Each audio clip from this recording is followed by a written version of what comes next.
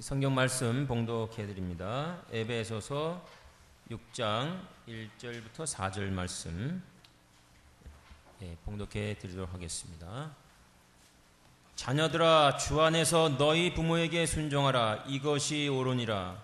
내 아버지와 어머니를 공경하라. 이것이 약속이 있는 첫 계명이니 이로써 네가 잘되고 땅에서 장수하리라. 또 아비들아, 너희 자녀를 노엽게 하지 말고 오직 주의 교훈과 훈계로 양육하라. 아멘.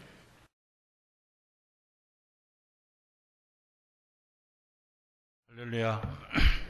우리 옆에 있는 분들하고 인사하겠습니다. 주의 사랑으로 사랑합니다.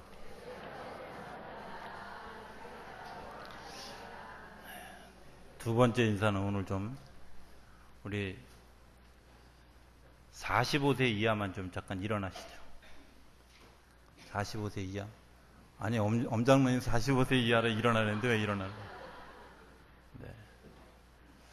우리 어르신들을 향해서 이렇게 인사하면 좋겠습니다. 하나는 감사합니다. 잘 키워주셔서.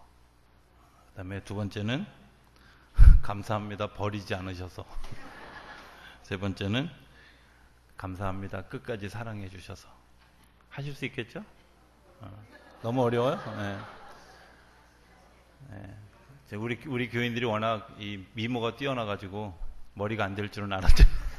자, 그래서 우리 하나하나씩 자 따라합니다. 우리 감사합니다. 잘 키워주셔서. 우리 인사하면서 감사합니다. 잘 키워주셔서. 어르신들 감사합니다. 또 감사합니다. 버리지 않으셔서.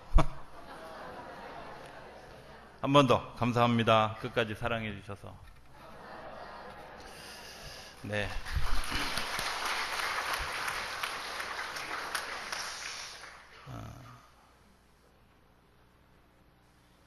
옛날에 그 임금을 보고 싶어 하는 백성들이 있었습니다. 뭐 요즘 같으면 텔레비전에 대통령 얼굴이 지겹게 나오지만 예전에는 임금의 얼굴을 보려면 그 궁궐에 들어가거나 아니면 임금이 행차를 할 때 나가서 봐야만 하는 그런 시대에 있었던 이야기 하나를 좀 하려고 합니다. 어느 할머니가 자기 마을에 임금님이 온다는 소문을 들었습니다. 그리고 아들에게 이렇게 이야기했습니다. 아들아, 내가 임금님 얼굴을 좀 보고 싶다. 이렇게 얘기를 하니까 아들이 두말하지 않고 어머님 업히십시오. 제가 그 임금님이 행차하는 그곳에 어머님을 모시고 가겠습니다. 그리고 그 어머니를 업고 70리길을 걸어서 임금의 행차 있는 데까지. 산수를 잘 못하는 분들을 위해서 70리는 한 28km 정도 됩니다. 그 거리를 걸어서 어머니가 임금님을 잘 볼 수 있도록 좋은 자리에 서려고 막 비비고 들어가서 서 있고, 그렇게 서 있는 모습이 임금님의 눈에 띄지 않았겠어요? 임금님이 지나가다 행차를 멈추고 무슨 사연이 있느냐 이렇게 젊은이에게 물었는데 젊은이가 이렇게 대답했습니다. 우리 어머님이 임금님을 보는 게 소원이어서 제가 이렇게 모시고 왔습니다. 아유, 참 효자구나 하면서 큰 상을 주셨다고 그래요. 근데 다른 마을에 사는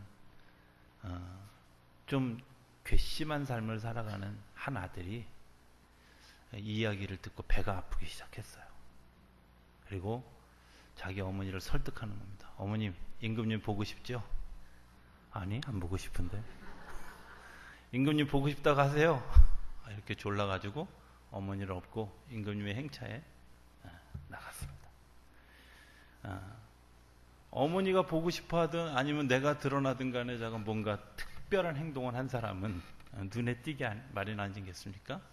역시 가다가 임금님의 행차를 멈추고 질문을 합니다. 무슨 사연이냐? 그랬더니 앞전에 했던 그 청년의 이야기를 잘 각색해서 설명을 하니까 옆에 있는 사람들이 이야기를 합니다. 아닙니다. 저 사람은 자기 어머니를 설득해서 그렇게 데려온 겁니다 하고 흉내내는 겁니다, 연기하는 겁니다. 이렇게 막 주변에서 민원이 빗발쳤어요. 그때 임금님이 뭐라고 얘기하냐면 흉내라도 좋다, 효도를 흉내내는 것은 옳은 일이다, 이렇게 이야기하고 그 청년에게도 큰 상을 주셨다고 그래요. 그죠? 어떻게 생각하면 45세 이하 일어나세요 하고 인사하는 것 무슨 하나의 퍼포먼스 같은 그런 느낌이 들 수 있을지 모릅니다. 그러나 그거 흉내내는 것만 가지고도 우리 충분히 그 일을 한 걸음 더 다가간 것이라고 믿습니다. 우리 딸이 안 없어서 제가 얘기를 있네요, 저 위에. 근데 그래도 해야 됩니다. 어느 해인가 카네이션을 하나만 들고 왔어요. 그리고 엄마 아빠 번갈아 타러 제가 그때는 좀 마음이 좀 속상했어요. 근데 제가 이 글을 어디선가 읽고 그런 마음이 들었습니다. 그 흉내내는 것만으로도, 그렇죠? 기억하고 흉내내는 것만으로도 그것이 참 시작이다. 그리고 또 다른 그런 그 은혜에 대한 감사다, 이런 생각을 하게 됩니다. 저는 오늘 두 가지 얘기를 좀 우리 성도님들과 하나 나누기를 원합니다. 하나는 자녀들아 부모들에게 어떻게 해라 하는 이야기와 부모들아 자녀들에게 어떻게 해라 하는 이야기입니다. 늘 어버이 주일이면 듣는 것 같은 설교. 그런데 오늘 설교의 제목처럼 다리, 브릿지입니다. 이쪽 뭇과 이쪽 뭇을 연결하는 그런 그 다리. 부모의 자리는 무엇일까? 저는 부모는 두 가지 역할을 하는 다리라고 생각합니다. 하나는 하나님과 사람을 연결하는 다리, 그리고 사람과 사람 사이를 연결하는 다리 역할을 부모님들이 해주신다고 믿습니다. 자녀는 그 다리 되어진 그 부모님들의 모습들을 좀 소중하게 여겨야 한다, 저는 그렇게 믿습니다. 우리가 생각해 보면 부모의 가르침은 쓸데없는 것이 없습니다. 왜냐하면 그 속에 사랑이라고 하는 동기가 배어 있기 때문에 그렇습니다. 때로는 자녀들이 이해할 수 없는, 그리고 자녀들이 참 납득하기 어려운 주문을 부모님들이 하는 경우가 종종 있지 않습니까? 그런데 생각해 보면 그 뒤에 나를 사랑해서 해주시는 그런 그 이야기다. 사랑하는 마음으로 한 것이다. 이렇게 생각해 보면 하나도 버릴 것이 없다. 저는 그렇게 믿습니다.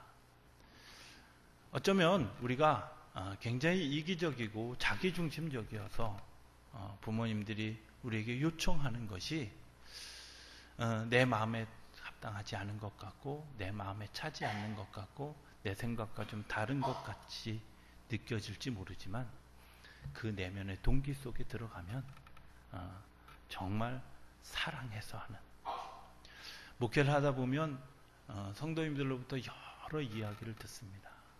그런데 저는 가급적 그 이야기를 들으려고 애를 씁니다. 이유가 뭐냐? 그분들이 교회를 사랑하기 때문에 그렇게 이야기하는 겁니다. 방법은 좀 다르고 생각은 좀 다를지 모르지만 교회를 사랑하는 마음으로 받으면 저는 받을 수 있다고 생각합니다. 어려서 이런 일이 있었습니다. 제가 아마 3학년 때쯤, 초등학교 3학년 때쯤인 걸로 기억하는데, 그 당시에 텔레비전에 황금박쥐가 유행일 때입니다. 우리 어머니가 쓰는 그 빨간 보재기를 이렇게 목에다 메고, 그 다음에 지팡이 하나 이상한 거 하나 들고, 공사장에서 한 3층 높이의 공사장에서 황금박쥐 놀이를 하다가 뛰어내렸는데 발에 대못이 이렇게 뚫고 나왔어요. 막 정말 저는 예수님의 고통을 초등학교 3학년 때 이미 경험했어요. 근데 더 놀라운 건 이 상처가요, 지금도 가끔 막 컨디션이 너무 안 좋으면 그 발에 무리가 온다. 근데 여자는 어쨌든 그 발에 발에 찔려가지고 걸을 수가 없는 거예요. 왜냐하면 어디에 찔렸냐면 발 가운데 쪽에 찔렸어요. 디디지도 못하고, 그 당시에 뭐 의료시설이 막 아주 훌륭해서 목발이 있거나 휠체어가 있거나 이런 때가 아니었기 때문에, 그리고 그걸 할 만큼 우리 집이 또 그렇게 부하지 않았기 때문에, 파상풍 생긴다고 아버님이 그 숟가락으로 막 이 촛불 대도 막 지지고 막 이래가지고 밤새 고통을 지냈습니다. 근데 밤에 잠을 자다가 문득 이런 생각이 들어요. 야, 오늘부터 최소한 한 3주는 학교 안 가겠구나. 이렇게 생각을 했어요. 근데 그 다음날 아침에 어머니가 깨우시는 거예요. 걸어서 갈 수 있는 거리가 아니에요. 저희가 서부이촌동에 살았는데요. 삼각지에 있는 학교를 다녔어요. 초등학생의 걸음으로 한 40분, 어른들이 걸어도 한 30분? 20분, 30분 걸리는 굉장히 긴 거리였는데, 어머님이 깨우시더니 학교 가야 된다고 그래서, 못 간다고. 깽깽이로 40분 어떻게 가느냐. 막 이러고 막 그러는데 어머니 잔소리 하지 말고 준비하라. 그리고 저희가 아파트 3층에 살았는데요. 그리고 어머님이 저를 업고 내려와서 택시 태워서 학교 앞에 운동장까지 들어가서 그리고 교실에까지 어보다 탁 내려주고, 그때도 화가 나서 제가 뭐라 그랬냐면, 화장실 어떻게 가란 말이야. 이러고 소리를 질렀는데 옆에 친구한테 용돈 줘가면서, 나한테도 안 주는 용돈을 주시면서, 화장실 갈 때 좀 도와주라고. 그러면서 3주를 매일 그 일을 하셨어요. 그때는 원망스러웠거든요. 우리 어머님이 극성이야. 참 극성이야. 이런 생각뿐이었는데, 저는 그 내면의 동기가 사랑함이었다라는 사실을 알고 나서 아니구나. 저는 어쩌면 그 무언의 행동 때문에 내가 법을 지켜야 한다고 하는 것과 학교는 꼭 가야 하는 것과 어떤 어려움이 있어도 그것을 극복해 가야 한다고 하는 것을 은연중에 배우게 되었습니다. 그렇지 않습니까? 사실은 부모들이 자녀들에게 여러 가지 요청들을 하는데 그 이면에 부모의 사랑이 그 속에 숨겨져 있습니다. 그리고 자녀가 잘 되고 복되기를 원하는 그런 마음이 숨겨져 있지 않겠습니까? 여러분들 그 부모님이 원하시는 그 다리를 건너가는 것, 어쩌면 우리가 어버이 주일을 맞으면서 우리 마음속에 감사하는 한 표현이 되어질 것이라고 믿습니다. 또 하나 성경은 이렇게 얘기합니다. 자녀들아 부모에게 순종하라. 순종하라는 말을 하도 들어서 순종 알레르기가 생긴다고 이야기하는 분들이 있어요. 저는 순종을 이렇게 생각합니다. 순종한다고 하는 것은 내가 어떤 것에 대해서 꿈을 꿨고 시작했다면 내가 그것처럼 살아가는 겁니다. 다윗이 10세 초반에 왕으로 기름 부음을 받았습니다. 그런데 왕으로 기름 부음을 받은 그 다윗의 마음속에 어떤 마인드가 형성되어졌냐면, 나는 왕이다. 이런 마인드가 그의 속에 있었다. 이미 왕이 되기 전에 내가 왕이다 하는, 왕이기 때문에 내가 거들먹거려야 된다, 이것이 아니라 내가 왕으로서 어떻게 섬겨야 할 마음을 그가 가졌어요. 골리앗과의 싸움에서 이길 수 있었던 것, 내가 이 나라를 지키는 왕이기 때문에 나가서 싸울 수 있었던 거고요. 사울이 그를 죽이기 위해서 계속해서 모함하고 죽이고 하는 그런 일을 가질 때에도 끊임없이 하나님이 기름 부어 세우시는 자에 대한 존중과 백성들의 안위를 생각하면서 자기 자신을 절제하고 지나갔어요. 인생을 살아가면서 왕이 되기까지도, 그리고 왕이 되고 난 이후에도 그의 삶은 늘 나는 왕이다. 하나님이 나를 왕으로 세워주셨다. 하나님이 나를 왕 되게 하셨다. 왕된 자세로 살아갔다. 어느 날 새벽에도 제가 얘기를 했지만, 하나님이 우리를 왕 같은 제사장으로 세우셨다. 저는 그 말을 새기면서 이런 생각을 해봅니다. 순종하는 게 뭘까? 왕같은 제사장으로 살아가는 겁니다. 부모가 자녀에게 내가 순종해라 라고 하는 말은 하나님, 부모가 나를 위해서 기도해 주는 그 기도의 모습대로 살아가는 겁니다. 순종하는 겁니다. 그리고 그 길을 걸어가는 사람들이 얻는 축복이 뭐냐? 이 땅에서 잘 되고 장수하는 복을 누리게 되어진다고 하는 거예요. 내가 그 모습으로 살아가는 것, 순종하는 겁니다. 내가 그렇게 될 줄 믿고 살아가는 것, 순종하는 사람입니다. 내가 그렇게 되어주실 하나님을 기대하면서 살아가는 것, 순종하는 사람이 얻는 축복입니다. 신학교를 13년을 다녔습니다.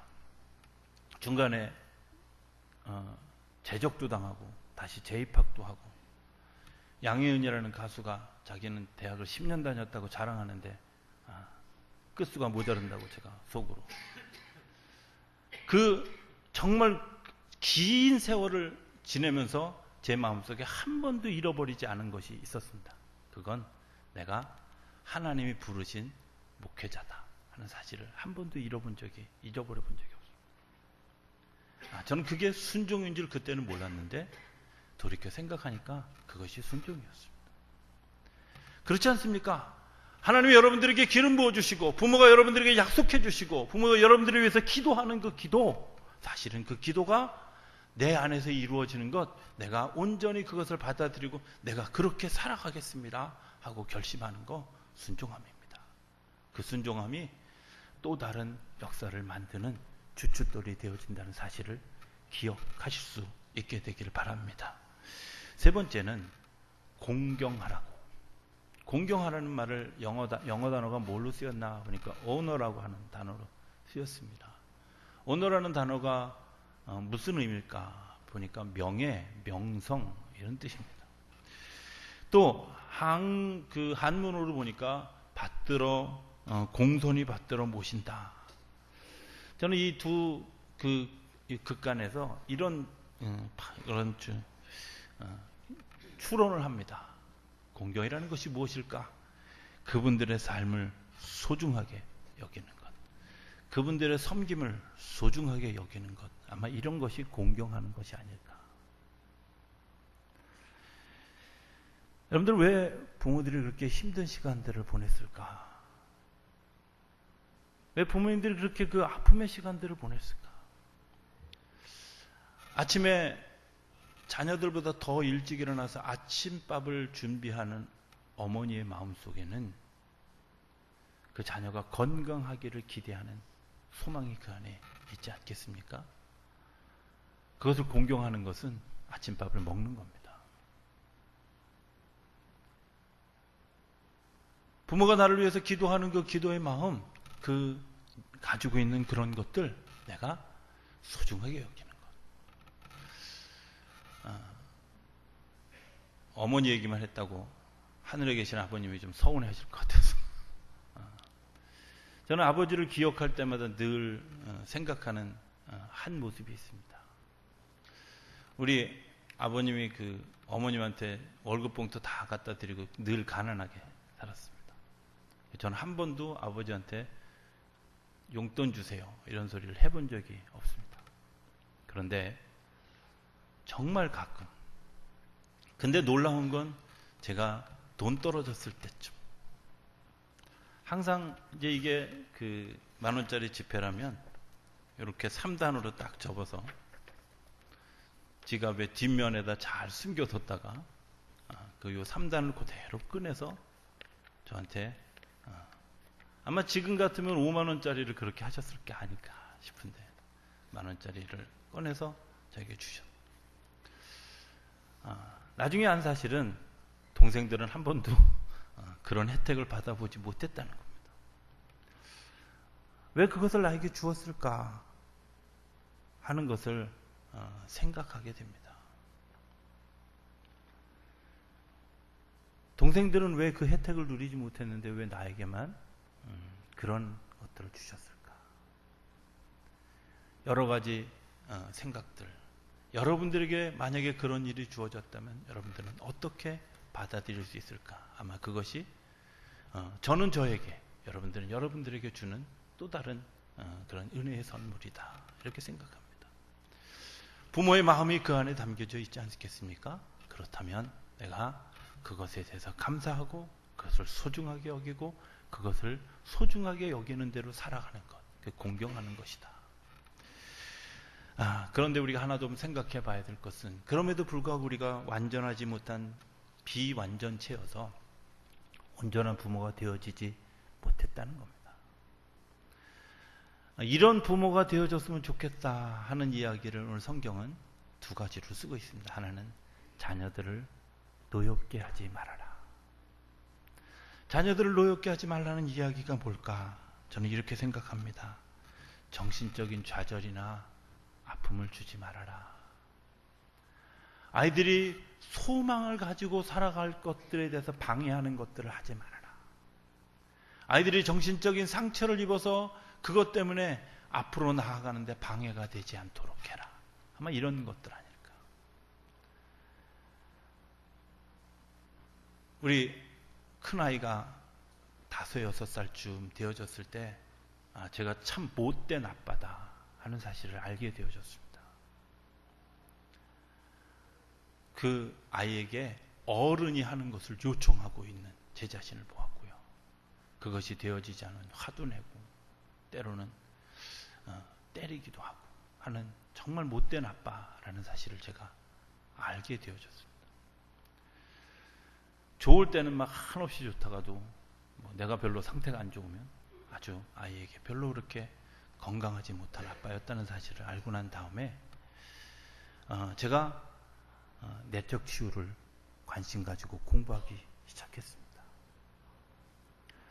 그 아이가 사실은 제게 어쩌면 하나님의 그 넓은 사랑을 알게 하는 하나의 보조 교재가 되어졌고 교과서가 되어졌습니다. 내가 자녀에게 어떻게 하고 있는지 생각해 보니까 참 약점이 많고 결점이 많고 부족함이 많고 아이들에게 소망을 가로막는 존재였다는 사실을 깨닫게 된다는 겁니다.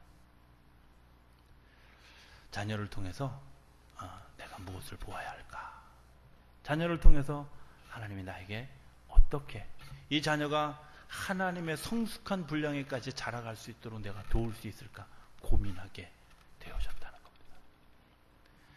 자녀들을 소망을 잃게 하는 일들을 하고 있다면 오늘 주님 앞에서 다시 한번 나 자신의 모습을 한번 돌이켜 보았으면 좋겠습니다.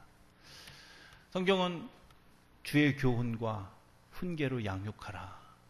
주의 교훈이 뭘까? 많은 부모들이 자녀들에게 이 일생을 살아가는 동안의 삶의 교훈은 가르쳐 주려고 합니다. 공부해라. 여러분들 공부한 결과 얻어지는 건 30년의 행복입니다. 그것도 오래 잡아요.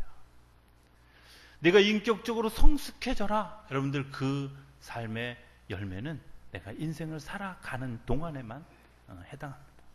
그런데 내가 하나님을 사랑하고 내 이웃을 사랑해라 하는 것은 내가 하나님의 나라에 가서도 사용되어집니다. 오늘 우리가 제한적이고 일시적인 것들을 가르치고 있는 것은 아닌지, 아이들에게 공부하라고 강요해서 공부하라고 요청해서 그가 공부는 잘하게 되어졌는지 모르지만 30년짜리 시한부 인생을 살게 하도록 우리가 요청하고 있는 것은 아닌지, 네가 인생을 바로 살아라 이렇게 이야기하면서 그 인생을 바로 사는 것까지는 가르쳐줬는지 모르지만 죽고 다시 부활하고 난 다음에 하나님 나라의 삶을 다시 배워야 되는 그런 삶을 우리가 강요하고 있지는 않은지. 그런데 하나님을 사랑하고 이웃을 사랑하는 삶은 하나님 나라에 가서도 사용되어지는, 그리고 하나님을 사랑하고 사람을 사랑하는 사람은 공부도 하게 되고 인격적으로도 성숙해진다고 생각해 보면 우리가 좀 더 넓은 것을 가르칠 수 있는 은혜가 우리 안에 있어야 하지 않을까 하는 생각을 하게 됩니다. 사람이 좋은 것 좋은 일입니다. 그러나 좋은 사람이 언제까지 좋은 사람일까 생각해 보게 됩니다. 여러분들이 이렇지 않습니까? 우리 속담에 이런 말이 있죠. 사흘 굶어서 담 넘지 않는 사람 없다. 그렇잖아요. 사람이라는 것이 한계가 있습니다. 저 사람 참 좋은 사람이야? 저 사람 참 괜찮은 사람이야? 여러분들 그렇습니까? 그 사람도 어떤 순간 도를 넘어가면, 자기 한계를 넘어가면 무너지는 자신의 모습을 보게 됩니다. 아이들이 좌절하고 절망하지 않도록, 자녀들이 좌절하고 절망하지 않도록 도울 수 있는 것은 그들에게 믿음을 가리키고, 그들에게 하나님의 사랑을 가리키고, 하나님의 나라에 이르는 다리가 되어주는 역할을 하고, 사람과 사람의 사이를 연결해주는 다리의 역할을 해주는 부모가 있어야 한다고 하는 것입니다. 생명의 양식을 자녀들에게 줄 수 있게 되기를 기대합니다. 우리가 잘하는 것처럼 우리가 밥을 먹는 거 어쩌면 밥을 먹지 않으면 안 되는 그런 이유를 우리가 압니다. 어렸을 때 물론 부모로부터 배우기 시작했습니다. 그러나 시간이 지나가면서 내가 어떤 때에도 밥은 찾아 먹습니다. 그런데 놀라운 것은 내가 인생을 살아가는 동안에 필요한 밥은 찾아 먹지만 영원한 생명을 살아가는 생명의 말씀은 찾아 먹지 않는다는 겁니다. 왜 그것을 부모들이 가르치지 않을까? 부모들이 그것이 생명인지를 잘 모르거나 아니면 그것을 소홀히 여기는 것이 우리의 모습이 아닐까. 여러분들, 내가 하나님의 말씀 가운데 들어가고 하나님의 그 거룩한 것들을 내가 먹을 수 있어야 합니다. 그래야 영원한 생명을 살아갈 수 있습니다. 내가 그것을 경험한 사람들은 자녀들에게도 그렇게 가르칠 수밖에 없습니다. 오늘 내가 더 성장해야 되는 이유가 무엇일까? 자녀들의 그 하늘나라에 이르러 가는 다리가 되게 하기 위해서, 사람과 사람 사이를 정말 원활하게 교통하게 하는 그런 건강한 다리가 되기 위해서 오늘 부모로서 나는 어떨까 한번 다시 돌이켜보는 시간 되어줄 수 있게 되길 바랍니다. 그것 때문에 하나님이 주시는 또 놀라운 그런 은혜의 복을 누리는 우리 성도님들의 한 가정 한 가정이 다 되어줄 수 있게 되기를 주의 이름으로 축복합니다. 주님께서 여러분들 한 분 한 분을 사랑해 주시는 줄로 믿습니다. 기도하겠습니다. 사랑이 많으신 아버지 하나님, 감사합니다. 우리 어르신들 지나간 시간들을 참 힘들게 살아왔습니다. 하나님, 그 노고, 그 땀 흘림 기억해 주시고 저들의 마음을 위로해 주시고 새로운 생명으로 인도하여 주옵소서. 살아가는 것 때문에 때로 이제 눈앞의 것들 때문에 큰 것을 보지 못했다면 어버이 주를 지나면서 이제 더 큰 것을 볼 수 있는 은혜의 능력이 저희 안에 있게 하여 주시고, 그것 때문에 자녀들에게 아름다운 것들을 흘려보낼 줄 아는 우리 양문교회에 속해 있는 모든 성도들이 되어줄 수 있도록 축복하여 주시옵소서. 그래서 하늘의 깊은 은혜, 하늘의 놀라운 능력을 날마다 경험하기 부족함이 없는 우리 모두가 되어줄 수 있도록 역사하여 주옵소서. 예수님의 이름으로 기도드립니다. 아멘.